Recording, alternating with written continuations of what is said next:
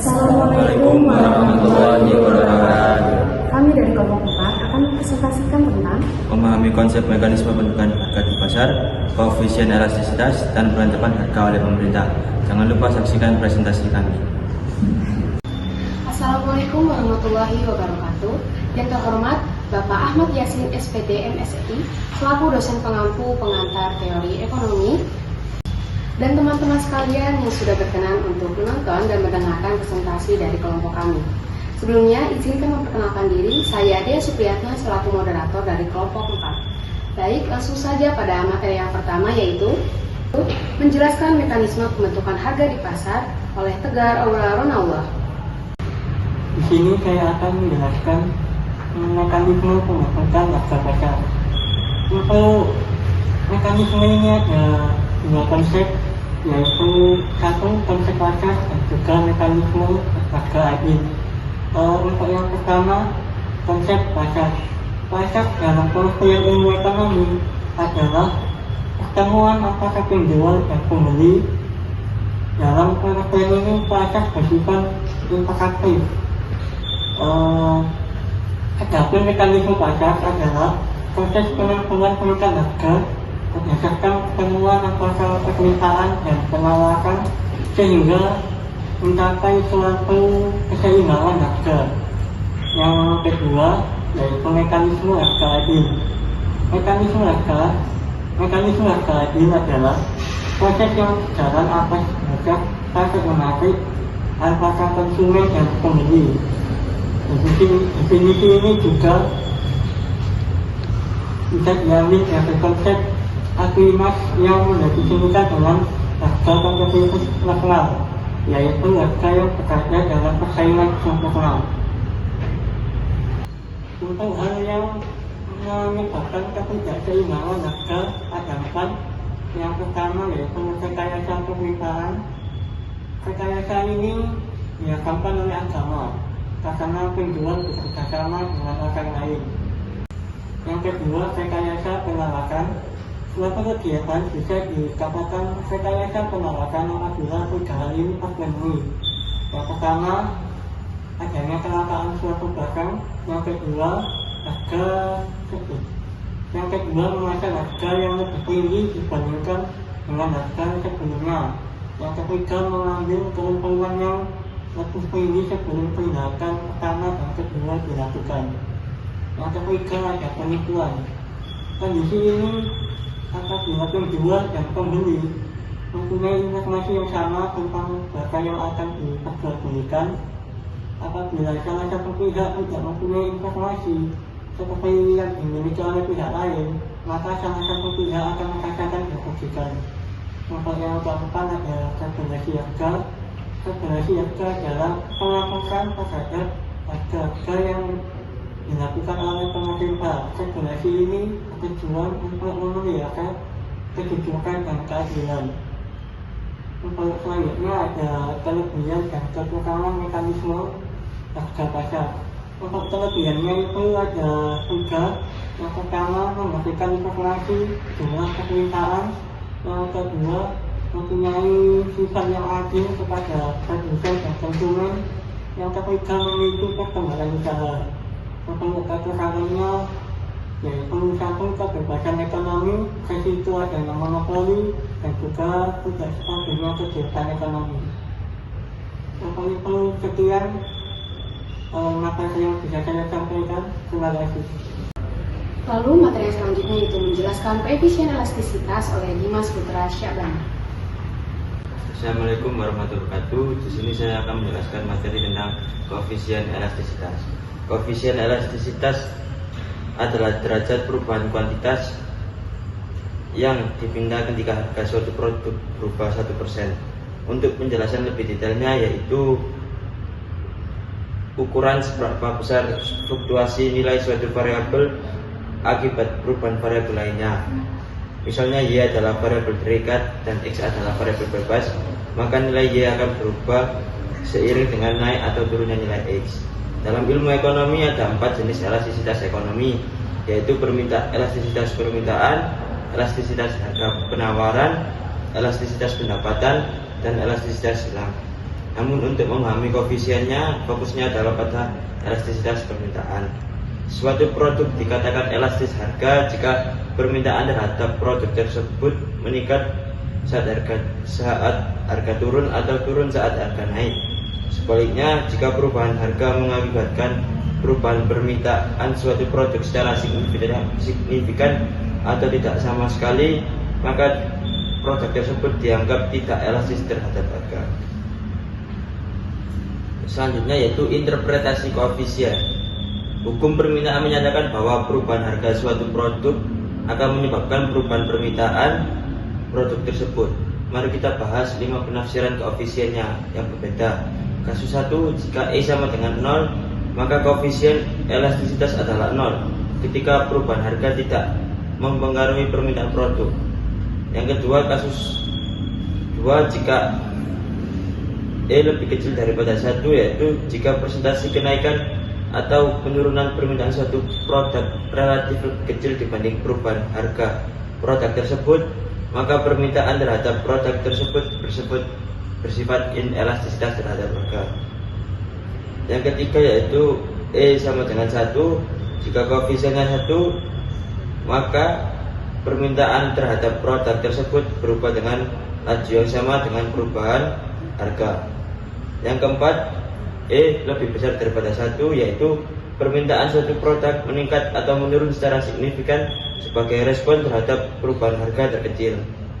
Yang terakhir yaitu kasus 5, E sama dengan 0, jika perubahan permintaan suatu produk tidak terhingga terhadap perubahan harga yang sangat kecil, maka produk tersebut dikatakan elastisitas sempurna. Yang selanjutnya yaitu rumus koefisien elastisitas. Rumus yang digunakan untuk evaluasi koefisien elastisitas sebagai berikut. E sama dengan persen segitiga Y per persen segitiga X, atau E sama dengan persen segitiga Q per persen segitiga P. E adalah koefisien elastisitas, persen segitiga Y adalah persentase perubahan nilai variabel dependen, persen segitiga X adalah persentase perubahan nilai variabel independen, persen segitiga Q adalah persentase perubahan kuantitas produk yang diterima. Yang terakhir yaitu persen segitiga P adalah persentase perubahan harga produk. Cara menafsirkan koefisien elastisitas. E sama dengan 0, maka permintaan produk bersifat inelastis sempurna terhadap harga. 1 lebih besar daripada E sama dengan permintaan produk bersifat inelastisitas sempurna terhadap harga. E sama dengan 1, maka permintaan produk bersifat elastis uniter terhadap harga. E lebih besar daripada 1, maka permintaan produk bersifat elastis terhadap harga. E sama dengan 0, maka permintaan produk bersifat elastis sempurna terhadap harganya. Apa arti koefisien elastis 0? Yaitu koefisiennya 0, maka fluktuasi harga produk tidak menyebabkan perubahan dalam permintaan produk. Dalam skenario seperti itu, permintaan produk bersifat inelastis terhadap harga. Sekian penjelasan dari saya, kurang lebihnya mohon maaf. Wassalamualaikum warahmatullahi wabarakatuh. Baik, selanjutnya yaitu materi surplus konsumen dan produsen yang akan dibacakan oleh Muhammad Adres Nawafil. Baik, terima kasih kepada moderator. Baik, saya akan menyampaikan materi terkait surplus ekonomi. Teori surplus ekonomi sangat bermanfaat untuk menganalisis dampak campur tangan pemerintah. Campur tangan pemerintah dianggap makin buruk bila total kehilangan surplus ekonomi atau kehilangan surplus konsumen plus surplus produsen makin besar atau disebut dengan deadweight loss. Daerah surplus konsumen menunjukkan keuntungan yang diperoleh konsumen karena harga yang berlaku pada kondisi keseimbangan lebih rendah dari harga yang mereka inginkan. Daerah surplus produsen menunjukkan keuntungan yang diperoleh produsen karena harga yang terbentuk di pasar melebihi harga yang mereka tawarkan. Kemudian surplus konsumen atau SK adalah keuntungan yang diterima oleh konsumen karena dapat membeli sejumlah barang yang diminta dengan harga yang lebih murah daripada harga pasar, atau selisih antara jumlah yang konsumen sedia bayarkan dengan yang harus dibayar. Kemudian surplus produsen adalah keuntungan yang diterima oleh produsen karena dapat menjual barangnya dengan harga yang lebih tinggi daripada harga pasar, atau selisih antara jumlah yang dibayar konsumen dengan yang produsen harapkan untuk dibayar. Kemudian kembali kepada surplus konsumen. Surplus konsumen secara geometri adalah area yang berada di bawah kurva permintaan di atas garis harga yang sebenarnya konsumen bayar atau harga keseimbangan di pasar. Besarnya nilai surplus konsumen bergantung pada harga yang sebenarnya dibayar oleh konsumen atau disebut harga keseimbangan atas produk tersebut. Jika harga sebenarnya yang dibayar konsumen menurun, maka surplus konsumen akan bertambah, dan sebaliknya, jika harga sebenarnya yang dibayar konsumen meningkat, maka surplus konsumen akan berkurang. Dengan rumus surplus konsumen, yaitu setengah kali alas dikali tinggi. Dan nanti akan ditampilkan diagram surplus konsumen di sebelah sini. Kemudian masuk ke surplus produsen. Surplus produsen secara geometri adalah area yang berada di atas kurva penawaran dan di bawah garis harga yang sebenarnya produsen jual atau harga keseimbangan di pasar. Besarnya nilai surplus produsen bergantung pada harga yang sebenarnya dijual oleh produsen atas produk tersebut. Jika harga sebenarnya yang dijual produsen naik, maka surplus produsen akan bertambah, dan sebaliknya, jika harga sebenarnya yang dijual produsen turun, maka surplus produsen akan berkurang.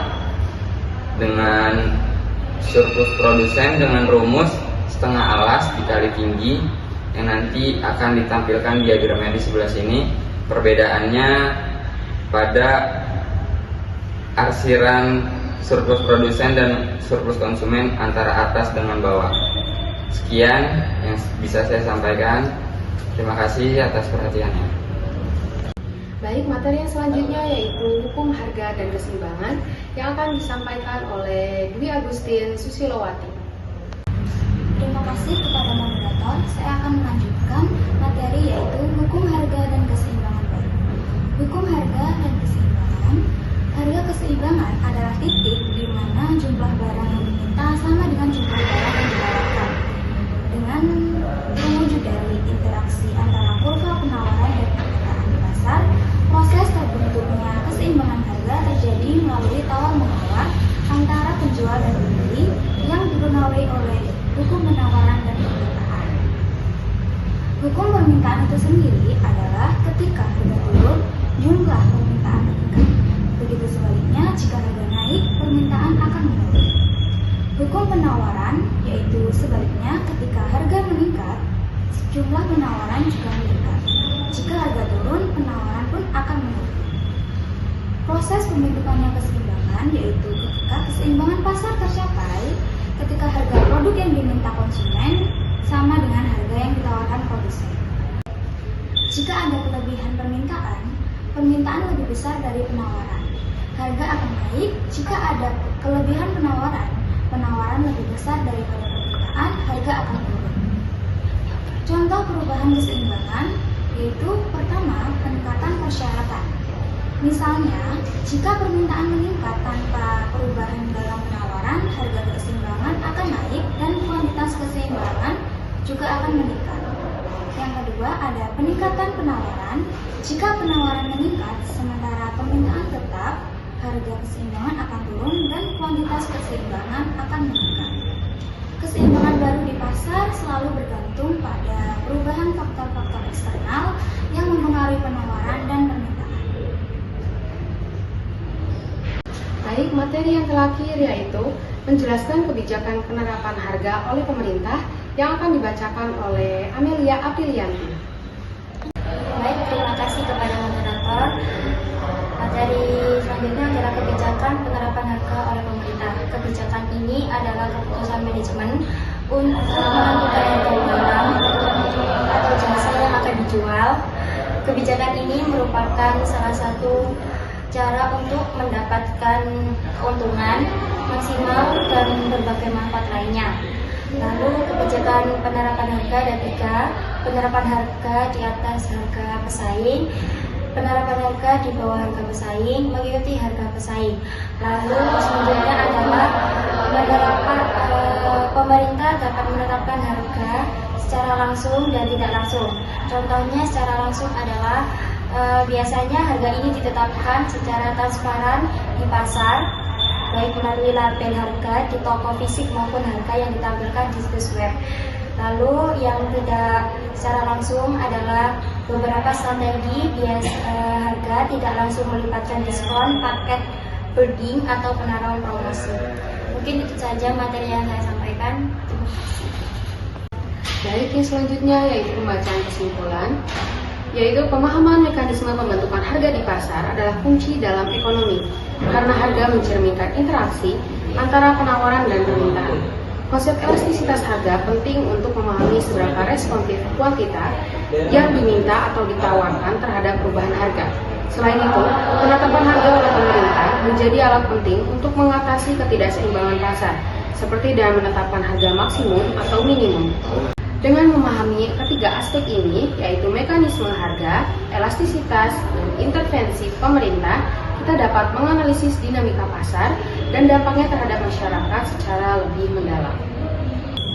Sekian pemaparan materi dari kelompok kami. Mohon maaf bila ada kesalahan.